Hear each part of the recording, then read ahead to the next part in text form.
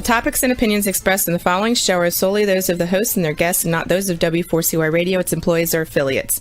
We make no recommendations or endorsements for radio show programs, services, or products mentioned on air or on our web. No liability, explicit or implied, shall be extended to W4CY Radio or its employees or affiliates. Any questions or comments should be directed to those show hosts. Thank you for choosing W4CY Radio.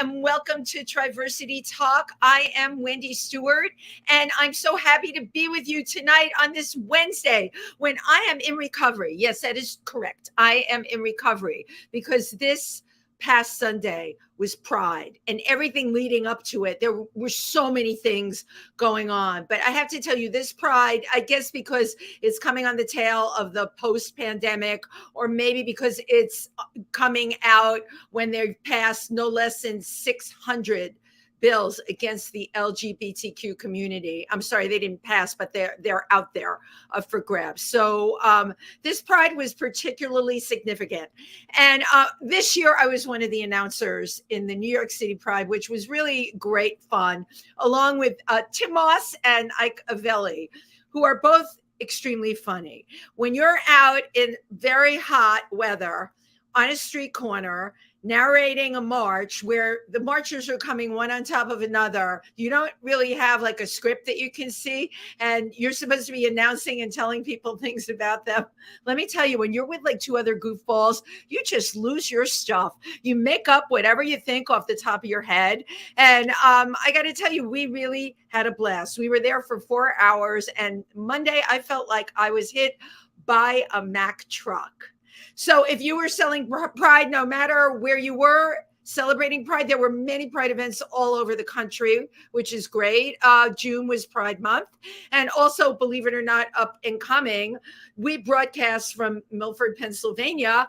And our Pride, we are going to have Pike County Pride, and that is going to be on September 9th. Obviously, as I get closer to that, I'll be giving more details and keeping everybody involved.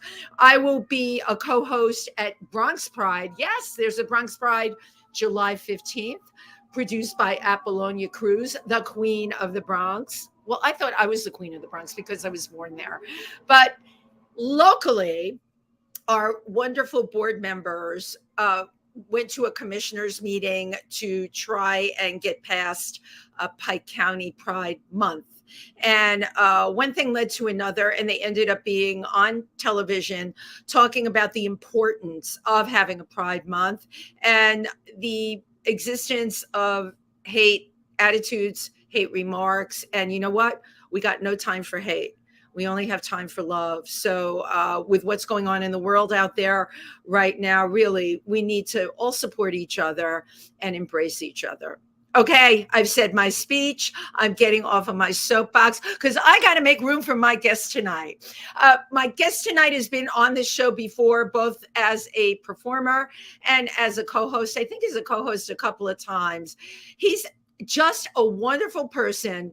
He's an LGBTQ comedian, but he's a comedian. You know, why don't we have to put labels on everything? But a lot of his jokes have to do with being gay, being a guy. And you know what? He's funnier than heck. And what I love about him, I call this segment Making Lemonade Out of Lemons, because that's the kind of person he is. His book, which was one of the top 20 sellers on Amazon, was called A Year in the Life of Ike Avelli, and it ain't pretty.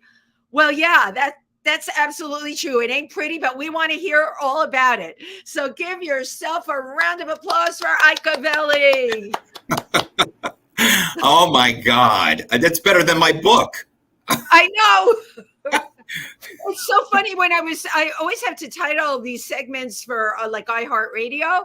And I'm like, what do I want to call this one? And it was, Gay comedian Ike Avelli making lemons out of lemonade. That's how I put the title first. And then I'm like, oh my God, what did I just do? Then it went out there like that. And I am not a technical person. So thank God our wonderful producer Juan, I sent him a text. I'm like, oh my God, I messed up the title for this show because it's supposed to be making lemonade out of lemons. And honestly, that's what you do. Yeah. Well, don't we all? Yeah. Well, you know what? We got to do it. But, why can we do it? Because we're not afraid to tell the truth. Exactly. Right? In this like glitzed up world we live in, right? Where everything is about impressing everyone. Mm-hmm. Yeah. And you would think the pandemic humbled people, but you know what? There were many people that were quote unquote untouched. Yeah. I love and admire you because you tell the truth. I love you too. And that's what we do, Wendy, you and I too. And Tim, we say what we feel and we're saying what other people are thinking. Like dating, like you talk about how miserable it is being a gay man and taking a good-looking guy, Ike Avelli. Why is it so hard? Please, you know how much it takes to look like this? It's horrible, Wendy. And the dating apps, I wasn't used to the dating apps. I go on them now just to peruse, I'm looking and oh my God. It's there's no face pics. It's all vulgar. Really? Tell me what you see on those. See, I've never gone. Well, at one time I did go on Grindr just to see what it was like. I went on to see who was coupled who was on Grindr. I bet you've got a lot of people knocking on your door once you sign up. She's 6 feet in front of us, right? Well, I don't know how graphic I can get, but I won't get too graphic. But you can get somewhat graphic. You can paint us a picture. Well, I got an unflattering picture of someone's private parts they sent to me. And then they followed it up with, hope you're ready for some meat for dinner. And oh my God. And I'm like, oh, come on. So I wrote back, unfortunately, I was hoping for fish, but okay. And I blocked them. Well, I think once you made the fish comment, you wouldn't have heard from them again anyway. Yeah, it's a whole new audience. Yeah, right. It's a whole other audience. But yeah, it's got to be challenging. And I look at you. You've got a great sense of humor. You're good looking. You have a lot to bring to the party. But why do you think it's so hard? Well, I think it's hard for me because I wasn't in the dating world for like 21 years, right? So now you're coming into partner. Right. And then you're coming into this and it's all new. Swipe left, swipe right. Sometimes I swipe left and I was like, oh God, I should have swiped right. And I'm thinking they're going to find me. It's sloppy. But I think for me, listen, what did we have back in the day? We didn't have the phones. We didn't have the computers. We had ads in the newspapers. Right? Newspaper ads that you were like, they would advertise like SWBD. I remember those. I remember not knowing what those were. I'm like, what the hell is that? No, it was like looking up for an apartment, LBW, whatever. So, and then you're looking and you're like, oh my God. And these people cannot have a conversation. And God forbid you should meet in person. It's really hard, I think, anyway. And I don't even know if I'm ready for it. Right. I don't. Well, you know what? You were in a long-term relationship with somebody great. And this has happened to a lot of people. And we don't talk about this, the person that's left, right? The person that is left, it's tragic that the person you love is gone, but what happens to the person that's left? Right. And yeah. I personally feel there should be more, I'm a very practical girl. There should be more support groups, more venues for people to speak about this stuff instead of a society where they tell you, you got to buck up, you got to move on, blah, blah, blah, blah, blah. Well, what if you don't? What if it's too hard? Mm-hmm. And it's sad because mental health really is not taken that seriously in our country at all. Because I could tell you times, and I could say it proudly, we sent him to a few facilities at times and he was home within a week. Right. Why? I don't understand, because our insurance plans are not covering their stays to get well. And it's sad. Oh, well, there's a whole bunch of things. And I just read this daunting article in the Times Magazine section about doctors who are leaving. They study all these years to become doctors, and it's become so disenchanting for them. Yeah. They're leaving. One of the reasons they're leaving is our healthcare systems have been taken over by corporations. Right. And, you're talking about, your partners stay in a mental health facility. Okay. Those I think are really the lowest on the totem pole. They can't wait to boot your butt out of those. Yeah. And it's horrible because, they're needing the help and they're thinking they're okay. And then they're prescribing medications that they don't even need. Well, that's the dealing with it. Okay. Mm-hmm. And they want the goal being, it's not really about treating the person. Like, it's getting the person out the door as quickly as possible. Yeah. Yeah. And not knowing that the medications are hurting them because they're taking 2, 3, 4 medications and they're all counteracting. So it's really, the research needs to be done on that, especially the medications, because you just can't prescribe something to somebody, say you're on your way and they're healthy and they're not. Right. But like you just said, the research needs to be done. I think the research is being done, but the structure is so corrupt. Yeah. Just, they write the script and they kick you out the door, and then it's up to you. And the other thing, there's not follow up. A person goes into a facility, then there's not follow up with that person. Hey, how are you? Look, my husband's a senior, and just in terms of his terrible experience he had in a great hospital in their emergency room. Right. All right. I had to bring him in on a night when I was going to be doing the Battle of the Stevies at Night of 1,000 Stevies. I remember. What a nightmare. So he couldn't breathe. We go to the emergency room, and he's there for 3 hours. Yes, they were running tests on him, but hour after hour, no one offered him anything to eat. And this happens so suddenly, as most people's visits to the emergency room. I'm sure you experienced that with your partner. Yeah. No one looks and sees maybe the person needs something to eat. Right. So I was there with him for 3 hours, left all my contact numbers. At midnight, I'm dancing on stage in the Battle of the Stevies, and then in my high drag costume with a friend of mine who came with me, who, thank God, he was a nurse also. We're getting a cab to go rescue Alan from the hospital, from the emergency room. No one called me, so wouldn't you assume that they were there? And I get there, and I get a text from him. They sent him home by ambulance, and I walk into my apartment, and there was a huge pile of sheets, and like the quilts that they put on the gurney. Right. I mean, it's mind blowing. It's mind blowing. But I bring this up because we're all at an age now where we're dealing with partners, parents, elderly parents. Berdana was on the show last week. We talked about what Berdana went through taking care of his dad who had dementia. So here we are, we're performers. We got to get it up and go on this stage, but yet you've got this other stuff going on. All in the background, sitting in the rearview mirror waiting. It's sitting in the rearview mirror. So I want to update your book to A Year in the Life of Ike Avelli, and it ain't pretty. For every year there is, this one's going to be 2023 to 2024.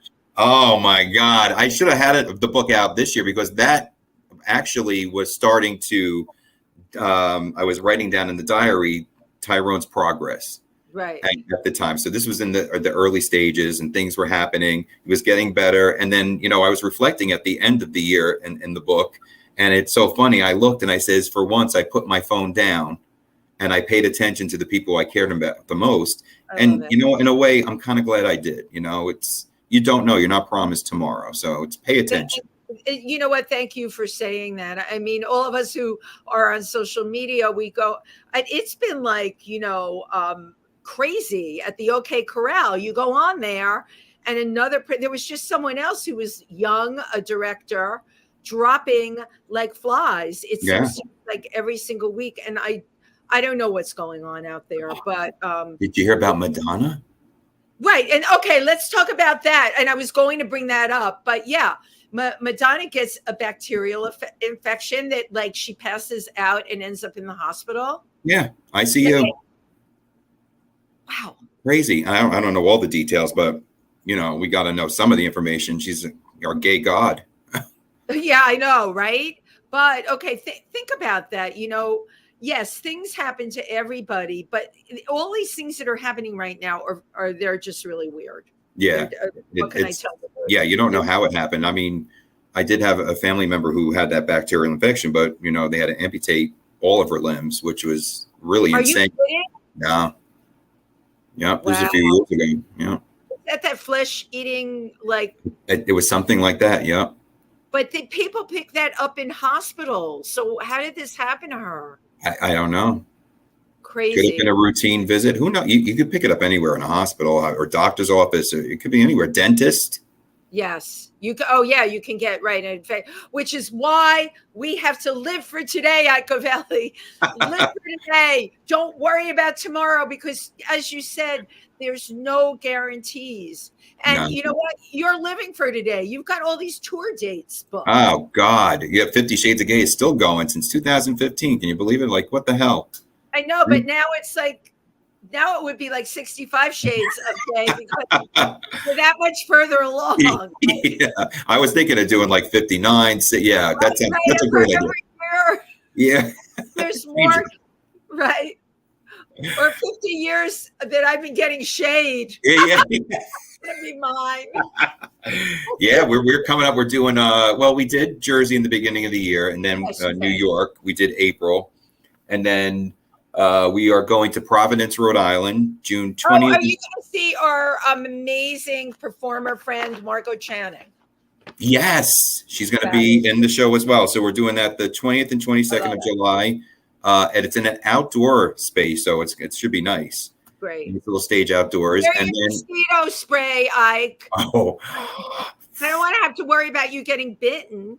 where I can finally say I'm getting action. Right? Yeah, maybe the most action you're going to get.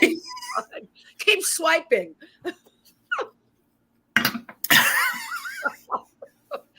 So you're doing Providence, and then tell me Yes. where else you're going. Then August 26th, we're in Chicago at the Mercury Theater, which is really nice. And it's Tim and Spjork, like Bjork. I thought I was going to say that's like Bjork. Yeah.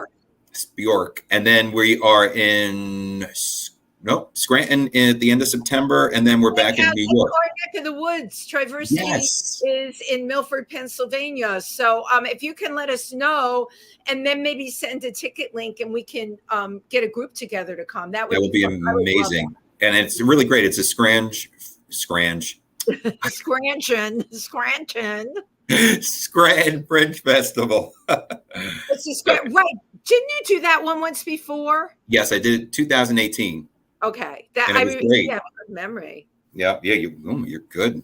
I do. Ike Avelli, I track you. I track Right. your progress. Then we're coming back. We're coming back for 2 Christmas shows in December, Jersey and New York, which I'm fabulous. Surprise. I didn't announce it yet, but it's Triversity. You got to tell it. Yeah, and I'm hoping to get to work with you in New York. Too. Well, we're going to be working together, Wendy. Yes. We're working on that wonderful. We have a project coming up. Yeah, so that's going to be a ball. We're going to be in the recording studio. Oh my God! I'm doing my recording studio. Yeah. Oh, you the one ear. Oh, it's in one ear. Why did I think I had headphones? Well, we did the Mariah Carey thing. It's like, yeah. But we both sound like Whitney Houston when it comes down to it. Oh, of course, that is. Everyone says that all the time. So Wendy and I are going to be recording a parody of Islands in the Stream, originally done by Kenny Rogers and Dolly Parton, and we're going to have a ball with it, and hopefully we get some money and do a video to support it. So, that would be great. Yeah. Are we going to have to go out on the street and sit there with a bowl in front of us and ask people to give us money? It wouldn't be us if we didn't. And we could probably get a good chunk of change. It's so sad. I'm looking forward to it, though. Me too. It's really, really going to be fun. What else do you have planned this summer? Are you going to try and get away? I was hoping to do a weekend getaway somewhere, but now, with the shows coming up, summer's always a pain in the butt. It's hard. So I think and you're escaping soon. Not till August. Yeah, but that's close by. Yeah. No, it's going by really, really quick, and I'm honestly not quite ready for it. I'm going to Alaska for 9 days, and I'm going by myself, and I've never done that before.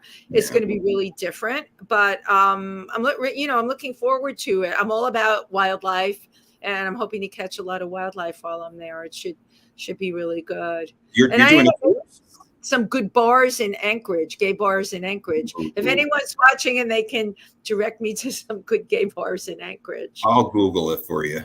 Well, if you don't just Google it, why don't you start swiping in Alaska? How many feet away is Alaska? I will walk. You can answer that question. You will win a giant we will give you 2 tickets to any show. How about that? I love it. Freebies. I wonder how the men I heard are really good in Alaska. Not good. I mean, really attractive. Oh, really? Yeah. Well, they're like mountain men, aren't they? I could deal with that. Can you really? What is your type?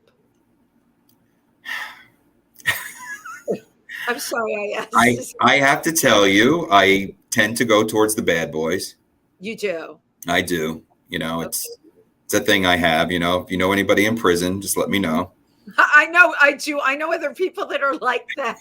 They write to people in prison. Yeah. And you know, the ones with short sentences, so that when they get out, they'll have a partner. Or if they're in prison for a long time, they may even go so far as to marry them. Are you that person? Oh, I would. You would listen. I think dating someone in prison is the ideal thing, because once you start dating them, you're not going to see them for 5 to 10. So, and the relationship will always be fresh. Yeah, you come back out, haven't seen them. Good, because I don't really want to see somebody every single day. No, I know. And think about the money that you spend on a relationship with going out to eat, going to events, going dancing, the bar bill. Right. Well, you don't have to worry about that in prison. The more you talk about it, you know, for our listeners out there, it's not a bad idea. No, listen, I am totally down for dating someone in prison. Have no problem with it. If you're out there and you're listening, yeah, you know how to find me. Ike is absolutely your guy. So what were your impressions about Pride this year? You know, Pride was emotional, I have to tell you.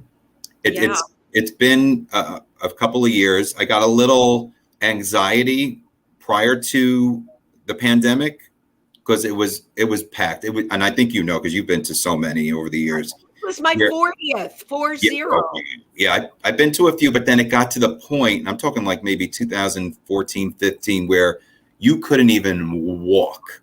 And it took you 40 minutes to go from A to B, which was only a block and a half. Right. And I got a little anxiety that I couldn't breathe. There was too many people. And well, it's also the barricades. Yeah.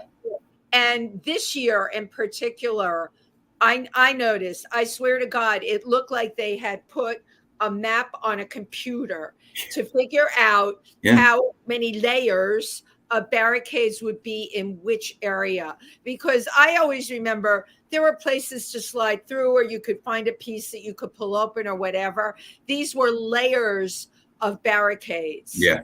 And it looked very, very well planned. I know that there was, because I had been to a cocktail party for Gay Officers Action League, and they did talk about the security that they were going to have for Pride this year. I also think I read some things online.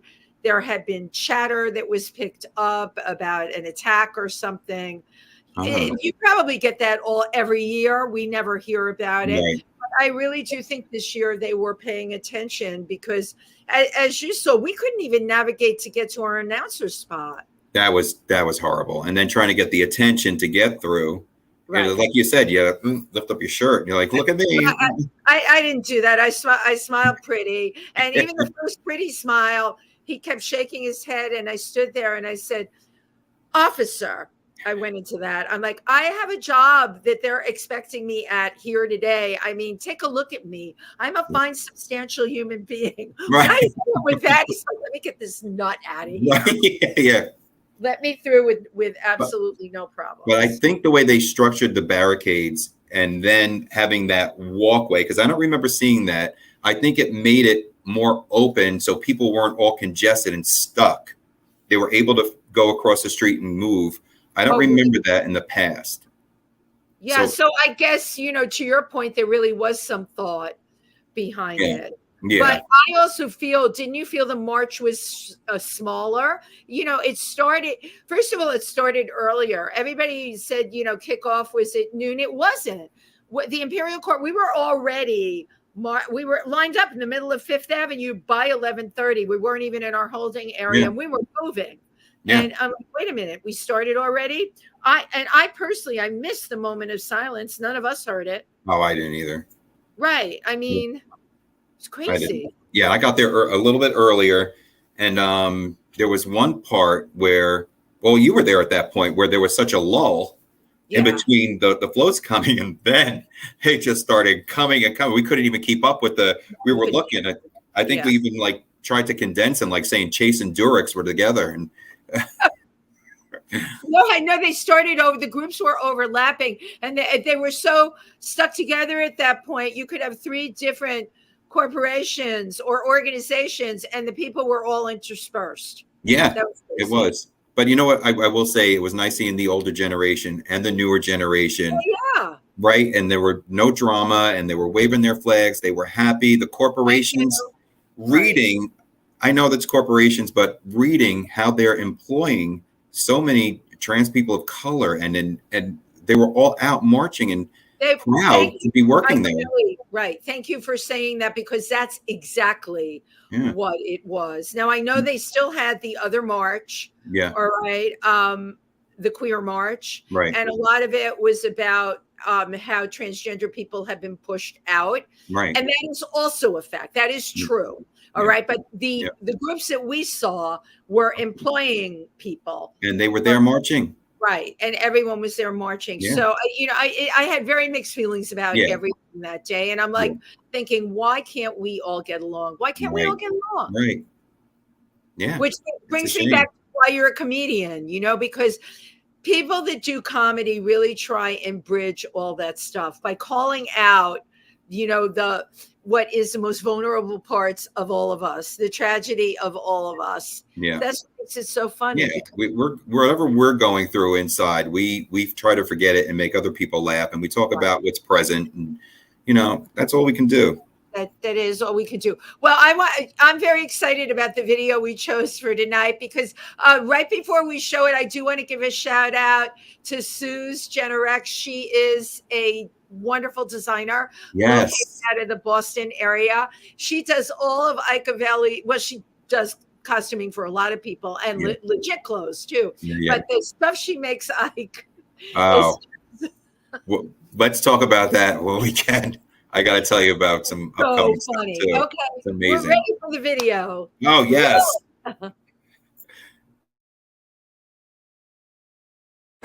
So here we go. So got a spam.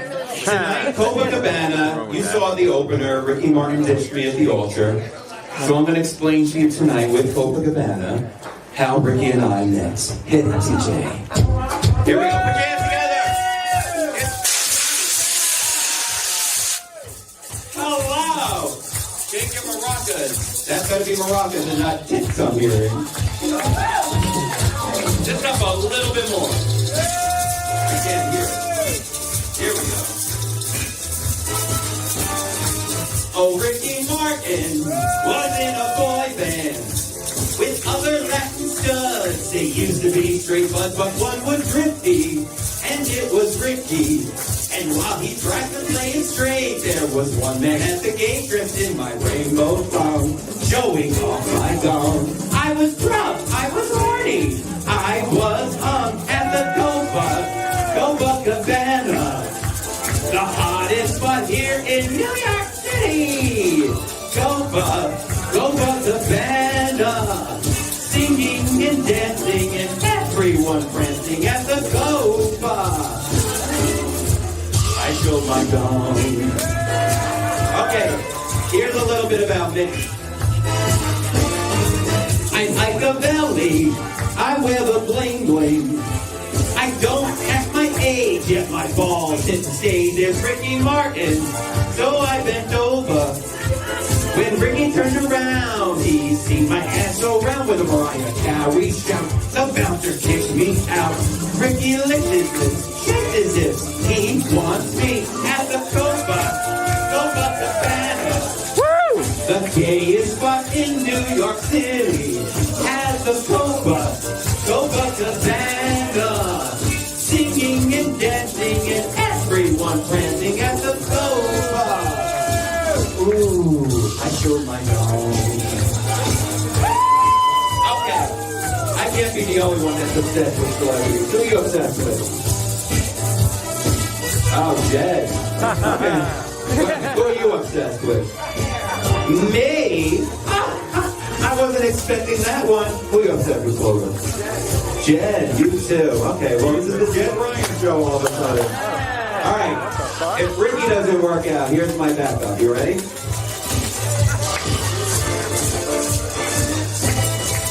Oh, Mario Lopez, he was on TV 27 years ago when he was on that show. Now he is married with those niños.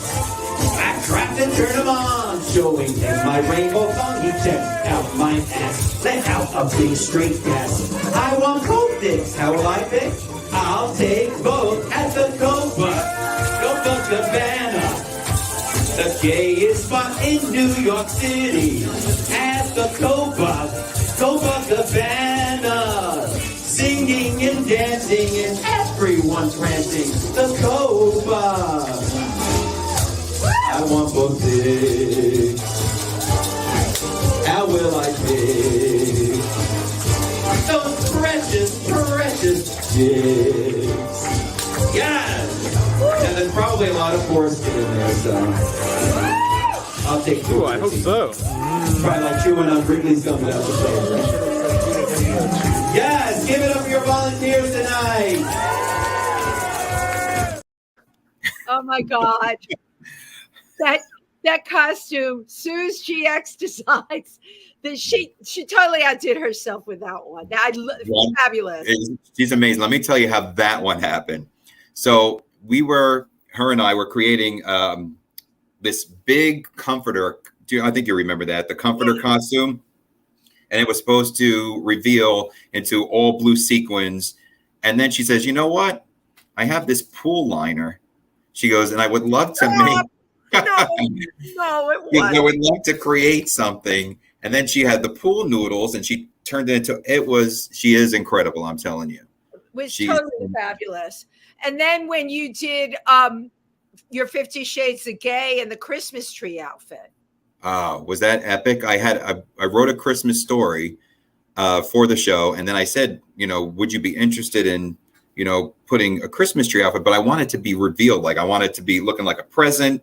And then when I get into the Christmas tree portion of the story, it just turned into the Christmas tree with the lights and amazing. It was so totally fabulous, I have to tell you. Yeah. When we were in Don't Tell Mama, which the seats are one on top of another there, I feared for your life. I'm like, how is he going to get through the aisles to get on stage with a Christmas tree? That was the birthday cake one. Right, the birthday cake. You were getting people. I thought someone was going to lose an eye that night. Oh, yeah. Well, I bent in a little bit when I hit the mic. The birthday cake one, but she is absolutely genius. And I have to say, when you get on stage in those outfits, you don't even have to talk. You could just stand there for 10 minutes and people will just continue to laugh. She's very talented. And the minute I say or I have an idea, she puts that vision right to life. It's incredible. You had me at the pool liner, I have to say. I think that's absolutely. Well, August 12th, I will say this, but you won't be here, unfortunately. I'll be in Alaska. I'm crushed. Well, we're finally bringing Bitter Betty's. Yes. Back to New York City. Finally, it's coming to life again. We tried it in April. Unfortunately, Tim's father passed away, and we turned it into 50 Shades of Gay. And we said, no problem. We'll do it again. You got to take those lemons and make it into lemonade. Yep. And now we're back again, and we're hopefully going to do it August 12th at Red Eye. And I want to thank you and Tim for speaking with Daniel. And so it's a great venue, great space. And we're going to be celebrating Nick, Rose, and Emron's birthday as well. So it's going to be like a birthday party show and a variety show all in one. It's going to be great. And you're in a new venue for you. And that's a wonderful venue, Red Eye. Yeah. Definitely think about using that venue going forward. As a matter of fact, if you want to do a New York show, and if I'm in it, we should definitely think about getting that space again. It's 100%. It's real. And I love Daniel Nardicchio. He has contributed so much to the LGBTQ community. Yeah. Like besides underwear parties, you know, how many people can go from an underwear party to producing Cheetah Rivera, right? Okay. Right. Well, we got a lot of comments. We have comments here for you. Teresa Sabin, beautiful work. Love her. Sue's GX Design, so sweet. Teresa, awesome. Clover's here. Hi, Clover. I heard her name in the video too. Yeah. Clover Welsh was all over. She's just been living the life of pride. Yeah. Clover said, so funny. Thanks, love designing. Suze loves designing for you. Well, and Nick Ryan was on here. Wendy just doesn't know how to scroll. I don't know why does this stupid thing not scroll? What do you have to do? You know, I like my old computer so much better. It just like scrolls. Yeah, I can't see. I don't think we could I don't think I can comment or. You can't comment or anything on yours? No. It says some destinations won't get These computers are too complicated. You know, today when I was doing my show with Tim, we didn't have sound. And I swear to you, I was hitting that audio button and we still didn't have sound. And like after 5 minutes, Tim said, why don't you just hit the audio button? I said, I've been doing that. We hit the audio button. We had sound. Oh, it's something going on. It's the computers. They're revolting. No, there was a poltergeist at Pangea today. No, I'm not the only one that felt it. Steve Shanahan, who was the owner when I came in, said to me, when I came in, we couldn't get internet. And he said to me, I have to tell you what's going on here. There's a ghost in here today. Uh-oh. Yeah, I know. Because yeah. Who do you think it was? I don't want to say and get you in trouble. Okay. Just zip our lips. Oh, well, swipe left. So I know for Bitter Betty's, it will be you and Tim. Who are the other actors? Yeah, so let me, if you don't mind, I'll go to Bitter Betty's just a little bit. Yeah, I want you to. So back in 2016, Tim and I wanted to create a sketch show, which ultimately became the Tim and Ike Show. But I thought Bitter Homos would have been a great title. And he was like, so he said, why don't we just do the Tim and Ike Show to start? And then this Bitter Homos was just sitting here. And I was like, I got to do something with it. And it ultimately turned to Bitter Betty's. And it's an action play. So it's Tim and I playing ourselves, but a whole lot of fiction thrown into it. And we really had a falling out. I had a great career in stand-up comedy. Tim was Golden Globe nominated for his movie. And we just stopped talking. And we have a chance meeting years later at an airport, and it's brutal. So there's a lot of stuff. I will tell you, there's ex-boyfriends, drugs, chases. All on a stage. So God help us all. So it'll be me, myself, and Tim, and then Alex, Scelso, who. Oh, I love Satanya Face. Love Satanya. Yep, he will be playing my ex-boyfriend Simon. Fabulous. And Sam Stone will be playing the jack of all trades. So he will be playing the cab driver, the airline attendant. He will be playing the cop. So it's a ball. We have a ball doing it, rehearsing, and I can't wait for everybody to see it.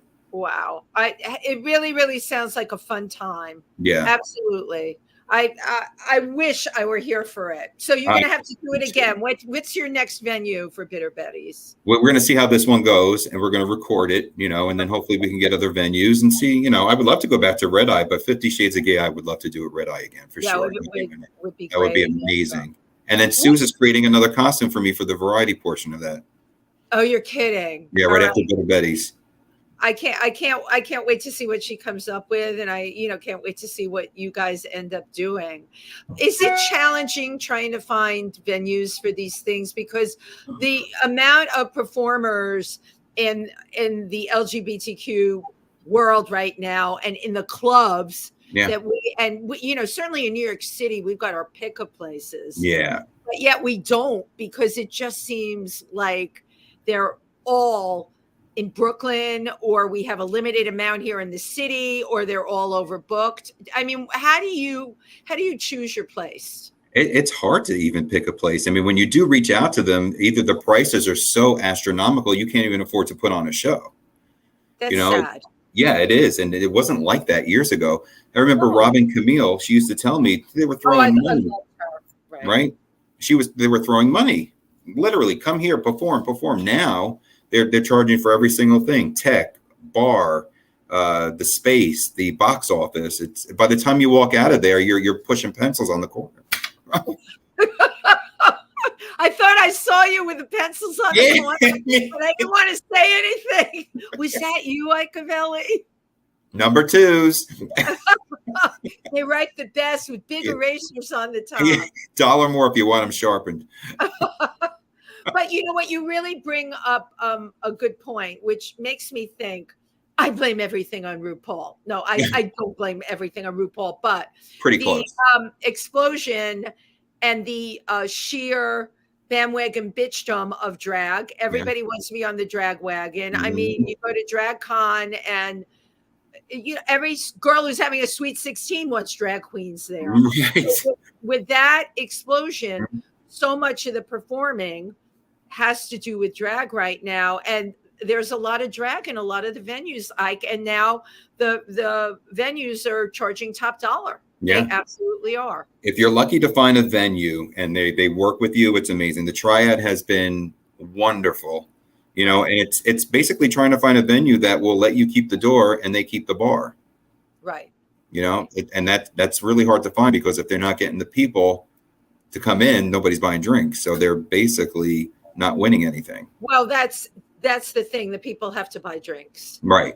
They say, and it's the same thing in Pangea. When I invite people there, I'm like, please, you have to, it's terrible. You have to tell people that too. Yeah. Well, Pangea is a great space too, because after I seen a couple of the shows there, you told me word of mouth, there were a few people that I should check out. And then it came to fruition that we were going to do 50 Shades of Gay last February.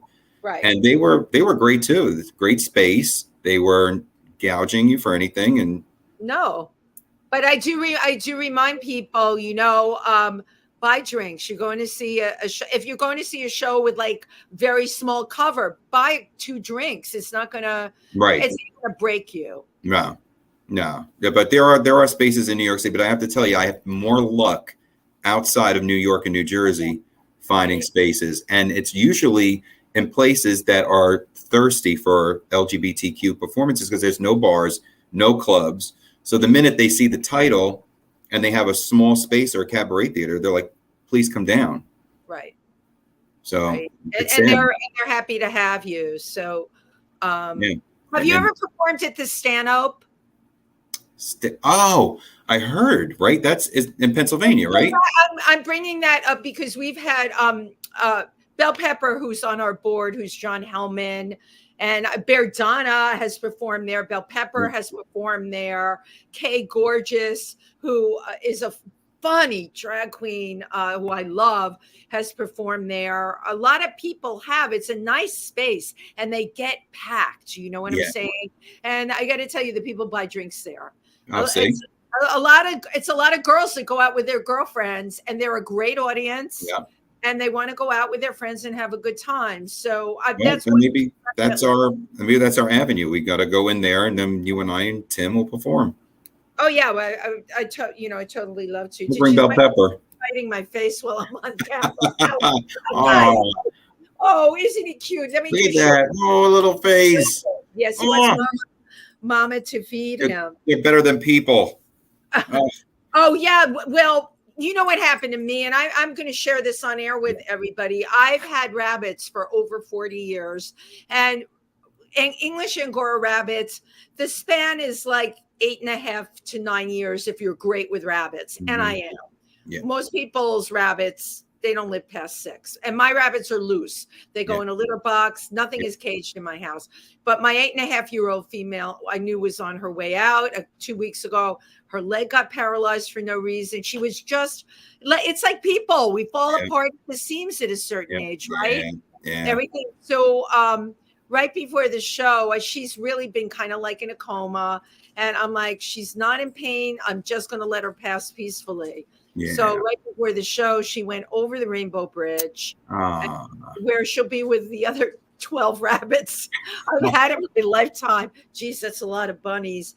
And But what a great home that she had, right? Yeah, that's how you have to think. And you're right. Our animals are absolutely everything to us, Yeah.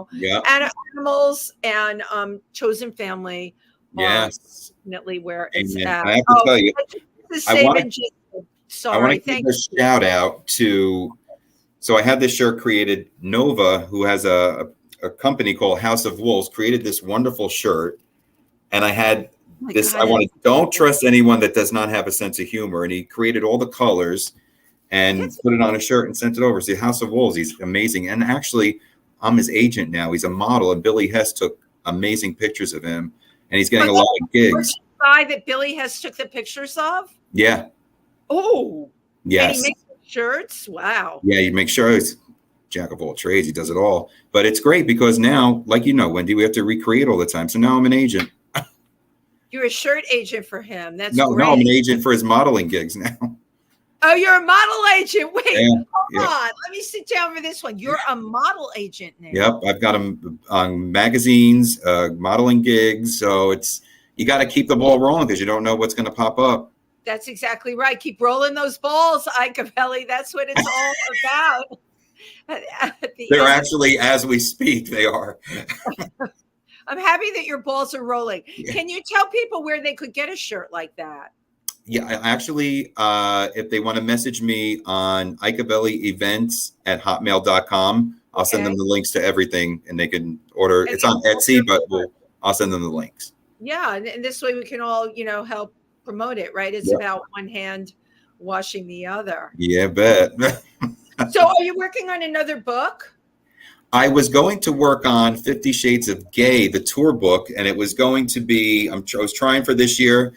I don't know if it's going to happen. Again, publishers are, but I would like to put a 50 Shades of Gay tour book where all the guests that have been in the show tell a story. Oh, that's funny. Yeah. Tour, and then we have pictures from all the tours throughout the last 8 years. Wow. So. I can't believe you've been doing it for 8 years. So I only heard about one bad experience, and I think that was at one of the Fringe festivals where nothing worked.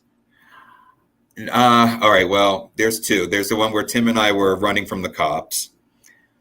Did you hear this one?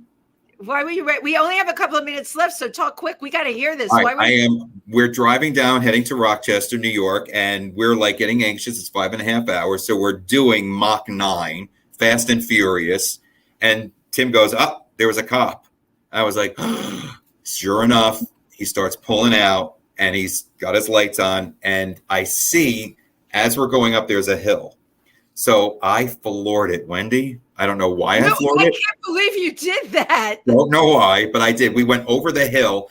I took the exit right to the right, turned around and parked, and we both went down, and the cop went right by. We missed him. That's wild. You were on the lam. On the lam. Avelli and Tim Moss on the lam. Wow. I tried to tell there's a lot more to it, but I told it as quick as I could. But you know what? Right. That's incredible. I never thought of you as that kind of person. Me neither. I'm judging you now. What happened at I think it was a Fringe festival. You had no sound or something? That was when we did Lube the Gaysicle. Lube, it's a parody of Grease. Wasn't it up in Rochester? This was in Providence. Yeah, it was Providence. The one lady had no clue. She was our tech person, had no clue what she was doing, and she was eating a liverwurst sandwich with onions. And she bit into it, and it went all over the soundboard. She wasn't helping us. We had 10 minutes before we went on, and she couldn't do a thing.